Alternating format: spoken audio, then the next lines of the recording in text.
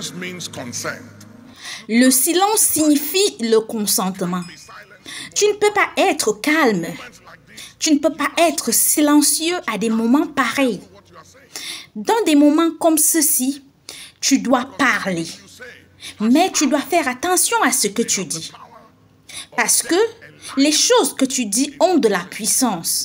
Chaque fois que tu ouvres ta bouche pour parler, comme je l'ai déjà dit maintes et maintes fois, et je dois continuer à le dire maintes fois encore parce que la réputation est très importante pour que les gens le comprennent.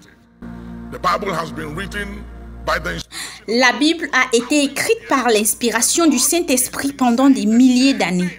Et Dieu a continué de dire la même chose depuis des milliers d'années. Mais l'homme ne l'a toujours pas compris. Donc, le dire une fois de temps en temps n'est pas suffisant. Nous devons continuer à le dire encore et encore. Et Dieu dit que la lumière soit et la lumière fut.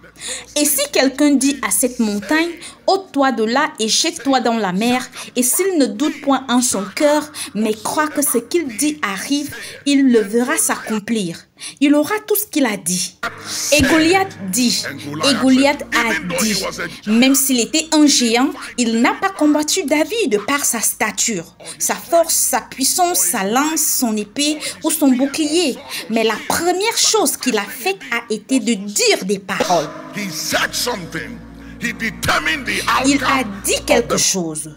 Il a déterminé l'issue de la bataille entre lui et David par des mots. Et après qu'il ait fini de parler, David a dit, c'est mon tour. Et David dit, qui crois-tu que tu es, toi le Philistin incirconcis? Et il dit en ce jour que l'Éternel te livre entre mes mains, Goliath. Et le même Dieu qui m'a délivré des lions et de tout me délivrera de tes mains. Et aujourd'hui, je vais t'affronter. Comme je le veux, avec ton épée, je vais couper ta tête. David a parlé en retour. David a prophétisé. David a aussi prescrit l'issue de la bataille.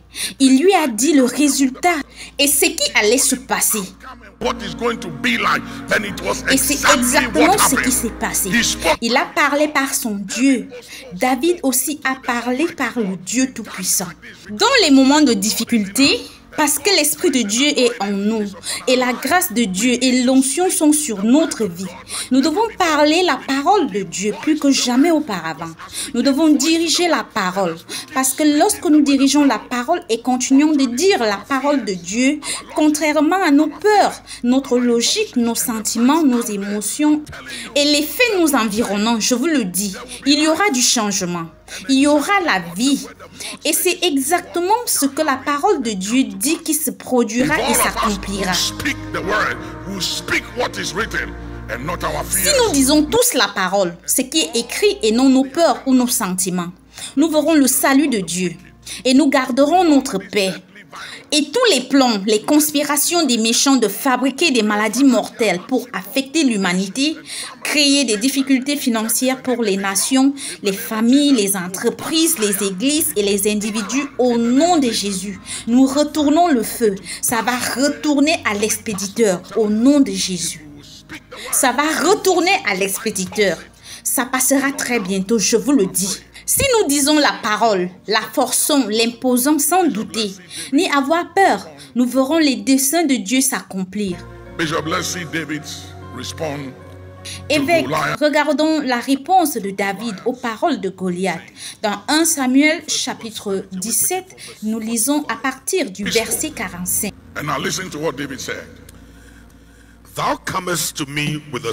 David dit aux Philistins, tu marches contre moi avec l'épée, la lance et le javelot.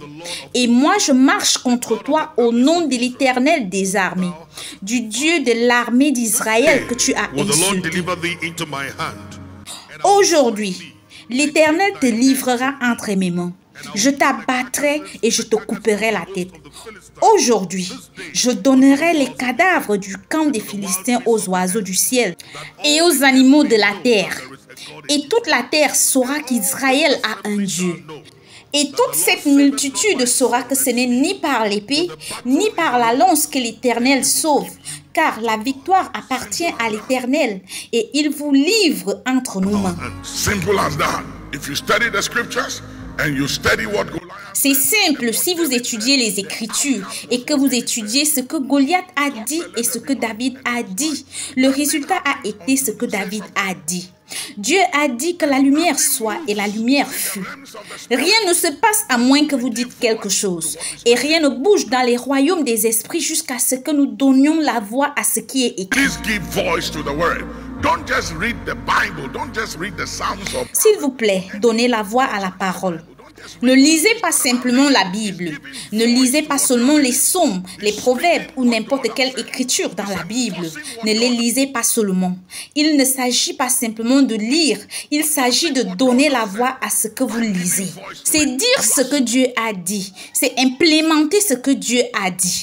By giving voice to it, you are superimposing what God has said over the... En donnant la voix à la parole de Dieu, vous imposez ce que Dieu a dit sur les désirs, sur les conspirations, sur les plans, sur les verdicts et sentences démoniaques contre la race humaine. When we give voice to the word of God travels. Lorsque nous donnons la voix à la parole de Dieu voyage à travers les ailes de la terre et à travers les éléments et elle peut pénétrer n'importe où ou bloquer, arrêter ou intercepter l'agenda et les plans de l'ennemi. John 3:63. It is the spirit that...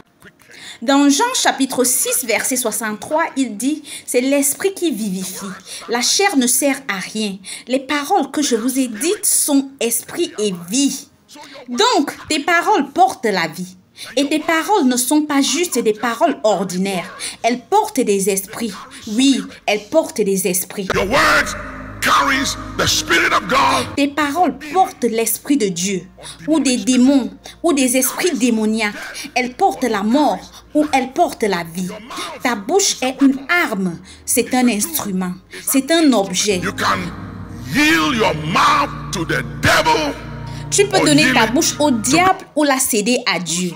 Quiconque à qui tu permets de détourner ta bouche ou ta langue la déploiera. Don't let demons. Ne laissez pas les démons, ne laissez pas les hommes ou les circonstances déployer votre langue ou votre bouche pour signer votre décret de mort. Death and life is in the power of the tongue. Prenez garde à ce que vous dites, car la mort et la vie sont dans le pouvoir de la langue. Romans 10, verse 10. For with the heart man believeth. Dans Romains chapitre 10, verset 10, il dit, car c'est en croyant du cœur qu'on parvient à la justice et c'est en confessant de la bouche qu'on parvient au salut. Donc, vous pouvez croire et jusqu'à ce que vous confessiez, jusqu'à ce que vous dites ce que vous croyez, vous n'êtes pas en sécurité. Donc, ce n'est pas assez de croire. Donc, ce n'est pas assez de croire. Et c'est le problème avec beaucoup de personnes qui croient que la prière doit être silencieuse et fermer la bouche sans rien dire. Dieu a parlé. Oui, Dieu a parlé. Il a dit que la lumière soit.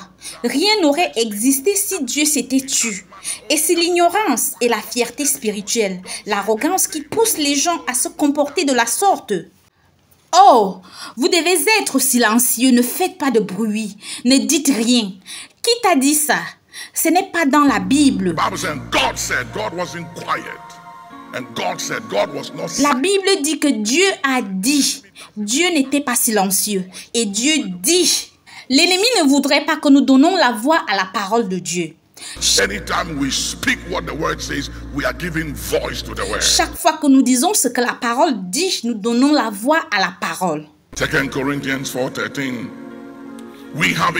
Dans 2 Corinthiens chapitre 4, verset 13, il dit, et comme nous avons le même esprit de foi qui est exprimé dans cette parole de l'Écriture, j'ai cru, c'est pourquoi j'ai parlé. Nous aussi nous croyons, c'est pour cela que nous parlons. Car c'est en croyant du cœur qu'on parvient à la justice et c'est en confessant de la bouche qu'on parvient au salut. Si vous ne dites rien, si vous ne dites pas ce que vous croyez, vous n'aurez jamais de manifestation. Vous n'aurez jamais le résultat de ce que la parole dit. Vous ne pourrez expérimenter la manifestation de la parole que lorsque vous donnez la voix à ce qui est écrit en disant ce qui est écrit.